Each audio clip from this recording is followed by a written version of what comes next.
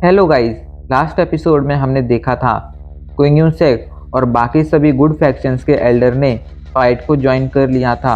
उनके fight join करने की वजह से अभी के लिए गुड फैक्शंस की पावर काफ़ी ज़्यादा बढ़ गई थी।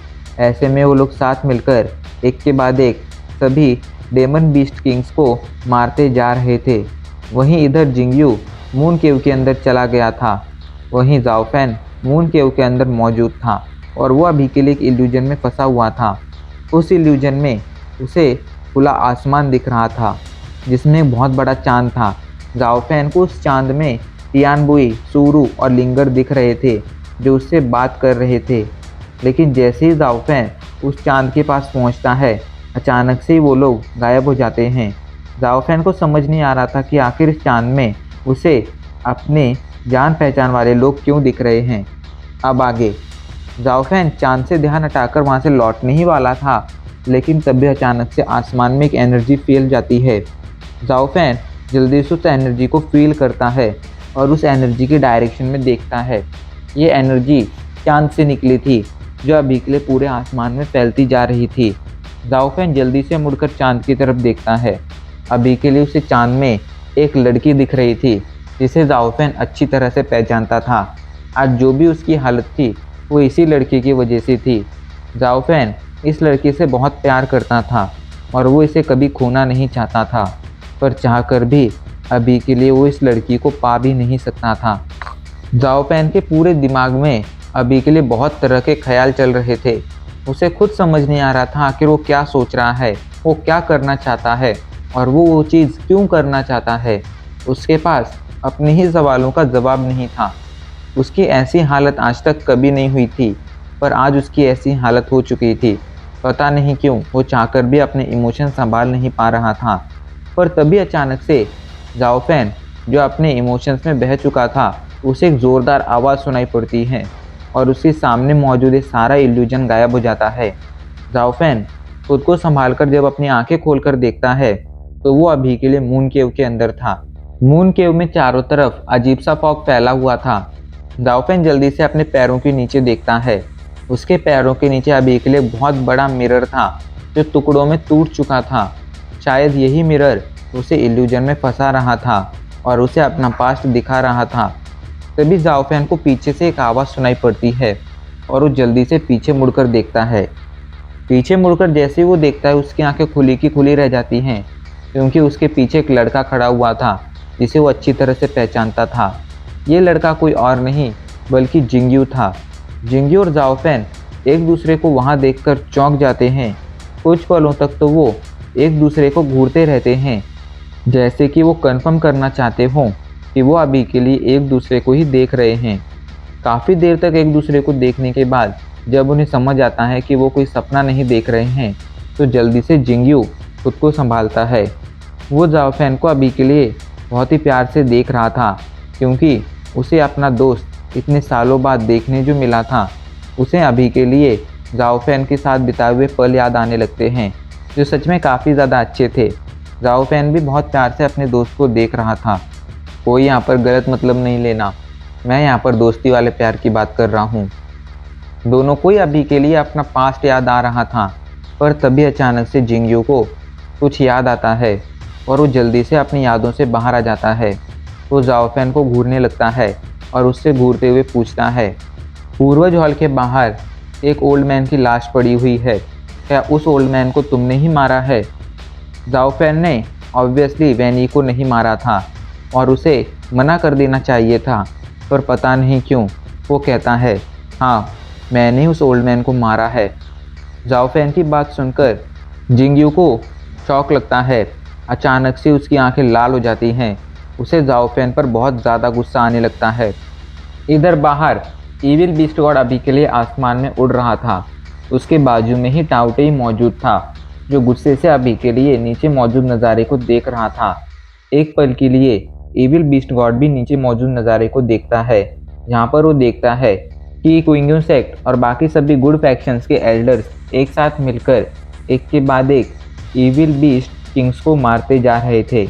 पर उनको मरता देख भी इविल बीस्ट गॉड को कोई फ़र्क नहीं पड़ता है, जैसे कि उसके लिए ये चीज़ें बिल्कुल भी मायने न रखती हों। शायद उसे अपनी ही पावर पर बहुत ज़्यादा भरोसा था। ऐसे में उसे इन ईविल बीस्ट किंग्स की ज़रूरत नहीं थी। उसे अपने पास्ट के कुछ पल याद आते हैं। इसके बाद वो एक गहरी सांस लेता है। इधर उसका टाउटेई जब नीचे के नज़ारे को देखता है तो ज़ोरदार तरीके से दहाड़ता है। अचानक से उसका साइज़ बढ़ने लगता है और बढ़कर वो लगभग 4 से 5 गुना का हो जाता है। वो अभी के लिए काफ़ी ज़्यादा बड़ा हो गया था और गुस्से से नीचे मौजूद नज़ारे को देख रहा था। वहीं अभी के लिए नीचे मौजूद सभी मैजिकल बीस्ट ज़ोर ज़ोर से दहाड़ रहे थे, जैसे कि वो अपने देवता का स्वागत कर रहे हों। तभी अचानक से ईविल बीस्ट गॉड अपना हाथ लहराता है। उसके हाथ लहराते ही अचानक से उसकी बॉडी से एक बहुत ही पावरफुल ऑरा निकलता है और आसमान में दोबारा से काले बादल छाने लगते हैं। वहीं उसका ऑरा आसमान से होते हुए तेजी से नीचे मौजूद सभी गुड फैक्शंस के लोगों की तरफ बढ़ने लगता है। वो ऑरा बहुत ज़्यादा पावरफुल था और बहुत ही तेज़ स्पीड से अभी के लिए नीचे की तरफ बढ़ रहा था। इधर टोंगटियान पीक के सामने खड़े ग्रैंड मास्टर, वुहोंग मास्टर और फैंगजियान वैली के मास्टर भी इस नज़ारे को देख रहे थे। वुहोंग मास्टर जैसे उस ऑरा को दूर से फील करते हैं, वो ग्रैंड मास्टर से कहते हैं ये ऑरा बहुत ज़्यादा पावरफुल है, हमारे सेक्ट के डिसाइपल्स इसका सामना नहीं कर पाएंगे। ऐसे में मुझे लगता है कि अब हमें ही फाइट में कूदना चाहिए। उनकी बात सुनकर ग्रैंड मास्टर कहते हैं आप बिल्कुल सही कह रहे हैं वुहोंग मास्टर, अब वक्त आ गया है कि हम इस फाइट को ज्वाइन करें। और वो तीनों इस फाइट को ज्वाइन करने जाने लगते हैं। इधर वो औरत तेज़ी से अभी के लिए डिसाइपल्स की तरफ बढ़ रहा था। ये देखकर सभी डिसाइपल्स और सभी एल्डर्स एक साथ मिलकर अपनी पूरी एनर्जी लगाकर एक पावरफुल हमला तैयार करते हैं और उस हमले से उस ऑरा पर हमला कर देते हैं।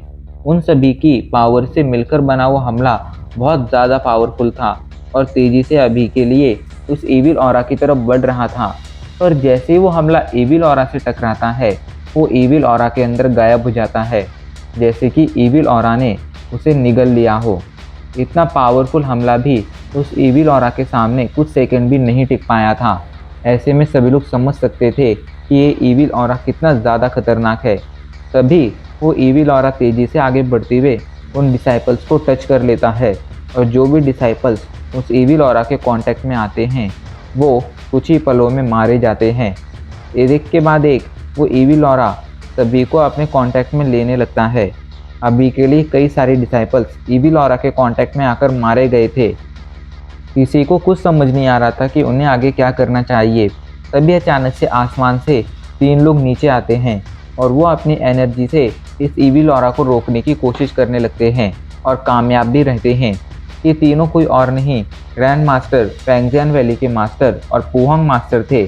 वुहोंग मास्टर जल्दी से कहते हैं सभी एल्डर्स अभी के लिए यहीं पर रुकिए और जितने भी डिसाइपल्स यहाँ पर मौजूद हैं मैं उन सबको पीछे हटने का ऑर्डर देता हूँ। यहाँ पर रुकना तुम लोगों के लिए बिल्कुल भी ठीक नहीं होगा। वुहोंग मास्टर की बात सुनकर सभी डिसाइपल्स पीछे हटने लगते हैं। वो अच्छी तरह से जानते थे कि वुहोंग मास्टर कितने ज़्यादा पावरफुल हैं। ऐसे में वो तीनों साथ मिलकर भी जब इस ईविल ऑरा का सामना कर पाए हैं तो ऐसे में ईविल ऑरा बहुत ज़्यादा पावरफुल होगा और ऐसे में उन्हें वुहोंग मास्टर की बात को नहीं टालना चाहिए। यही सोचकर सभी अभी के लिए पीछे हट गए थे। बैटलफील्ड पर अभी के लिए वुहोंग मास्टर, ग्रैंड मास्टर और फैंगजियान वैली के मास्टर के साथ साथ कुछ एल्डर्स बचे हुए थे जो आसमान में मौजूद ईविल बीस्ट गॉड को देख रहे थे।